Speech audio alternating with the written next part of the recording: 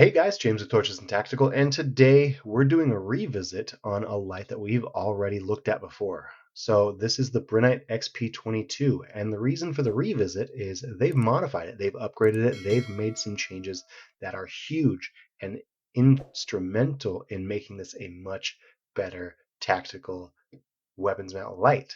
So without further ado, let's get into it. Well, right. Now, if this does look familiar, again, like I said, it has been on the channel quite a while ago, but it has been on the channel. Now, this has some Osram beads in it, some Osram LEDs. If you take a look right here, and this reaches a max output of 400 lumens. So both emitters, 400 lumens. And I mean, this worked really well. I loved how low profile it was. I loved how sleek and the fact that it had two separate emitters that would wrap around either front sight posts or anything like that on your weapon. It was really, really, really nice. I liked it quite a bit. That coupled with the fact that it has that magnetic charging, similar to Olight in a sense, but at the same time, still Brinyte's own thing. But again, I really, really liked it. I will go ahead and put a link right up here. Or wait, is it here? I don't know. I'll put a link up at the top so you guys can see exactly what I thought of the XP22 last time it was in. But the reason it is in, like I said, is because they have made a huge, huge upgrade. Now they have two SFT-40 LEDs inside this beast.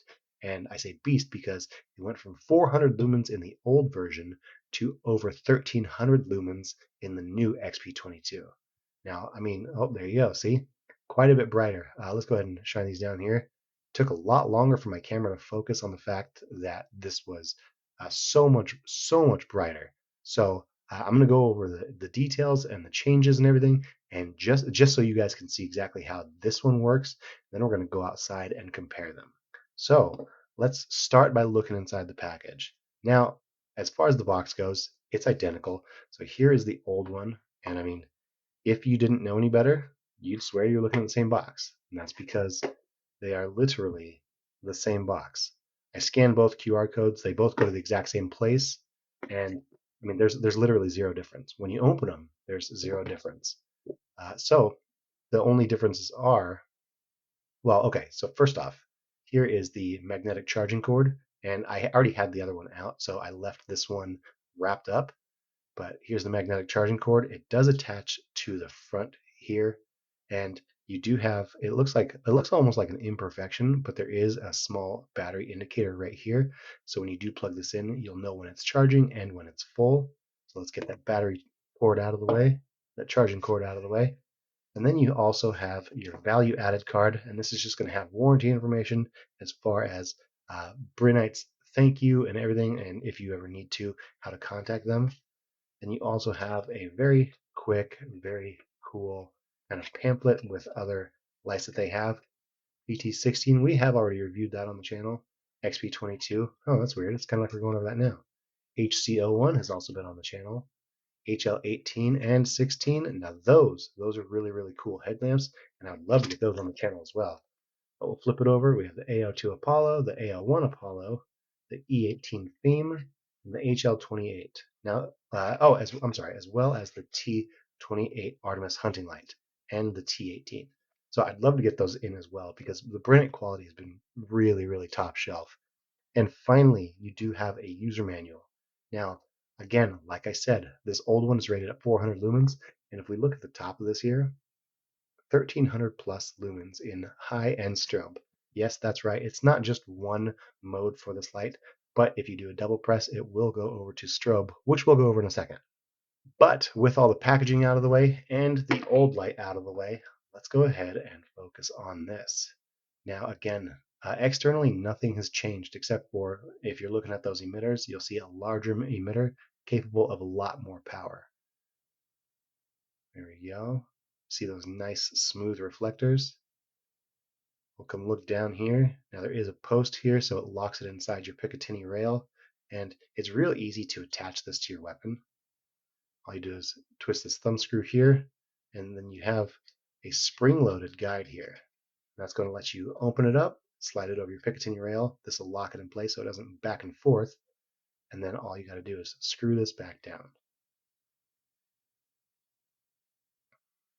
And once that's in and tight, it's not going to go anywhere. So you can, again, remove these bezels. I don't know why in this case you'd want to, but you can remove the bezels. They are not glued down or anything like that. So, I mean, maybe, who knows, maybe an emitter swap will be necessary on this at some point in the future. But you have the Brinyte logo here, as well as XP22 Scorpion, letting you know exactly what this is. And then we move down. There's some nice, almost like chevrons engraved or machined into here. Then a little bit of grip right here. And that matches really well with the grip on the switch. That's right. You may not realize it, but with the shape of the switch, it is slightly reminiscent of an actual Scorpion, but it is a spring-loaded switch here. So all you got to do for this is to press the light or press the switch once, and it will turn on into that 1300 plus lumen mode. And if you do it twice, it will go to that strobe. Now, it will be a little unusual activating strobe unless you have this mounted on a side Picatinny rail and you're holding it, and you get the picture. But make sure that this is positioned so you can hit this with your thumb very quickly if you ever need to access that strobe mode. And finally, there is one more trick up its sleeve. If it's going to sit for a while, you can lock it out, and that's by turning it on and then pressing and holding. 1, 2, 3, 4. Okay, so about 4 seconds. It did a double flash, and now that switch is completely inactive. It doesn't engage anything, but if you ever want to turn it back on, press and hold again. 1, 2, 3, 4. Okay, about 4 seconds again. And now that switch works great. So now that we've gone over the user interface and we've seen the light in all of its, kind of already existing glory, let's go ahead and head outside because I want you guys to see firsthand exactly how this 1300 lumen SFT-40 version of the XP22 compares against the 400 lumen version of the Osram bead XP22. So let's go ahead and get outside and we'll do a quick comparison. All right. All right, guys, tonight we are out here comparing the Osram bead version of the Brinyte XP22. So let's go ahead and just get into it. So there we go. This is all 400 lumens from the Osram bead version of the XP22. Now if we do a quick double press, this is that tactical strobe.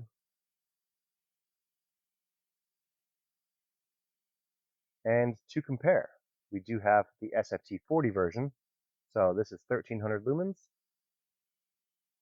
Very, very noticeable difference, a much needed upgrade.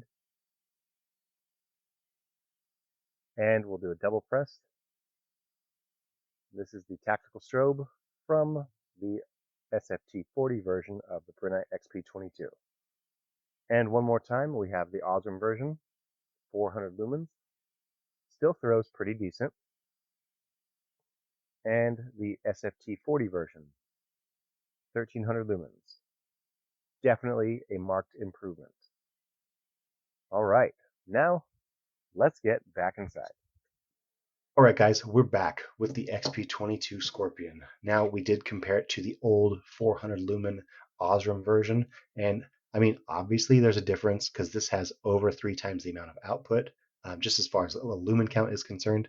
But the only other visual difference I noticed is the fact that the Osram version, well, let's see how it plays out here. I don't know how well my camera's going to pick this up, but the Osram version, to me, appeared to be a lot more rosy. I don't know if you guys can see that, but I thought the Osram version appeared to be a little more rosy, and the SFT-40 was definitely quite a bit more cool white, if you will.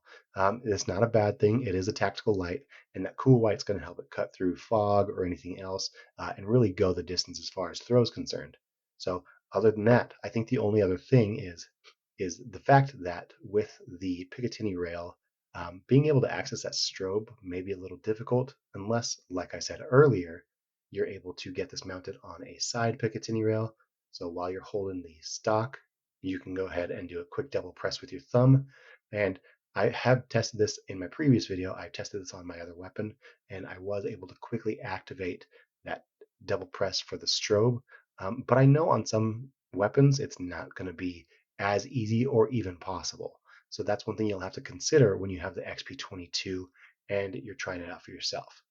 But that is what I think of this XP22, and I want to know what you guys think.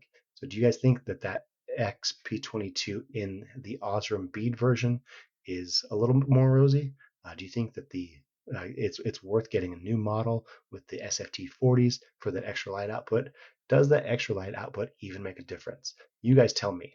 So down in the comments below, go ahead and type away. Tell me exactly what you guys think about the differences between the 400 lumen Osram version versus the 1300 lumen SFT-40 version. So guys, I will also go ahead and include down in the description and in the comments a link where you guys can pick this up, and I will have a coupon code for you so you can get 10% off of your Brinyte store purchase. So that being said, thank you guys so much for being here with me today. I really, really do appreciate it. If you could like this video, I love you so much. And if you do, go ahead and share it with your friends. And then finally, go ahead and subscribe to the channel. And when you subscribe, click on that bell notification. That's going to tell you guys when we have a new video coming out and let you be one of the first ones to either watch it or enter one of those giveaways that we have coming up. Thank you guys so much, and we'll see you in the next one.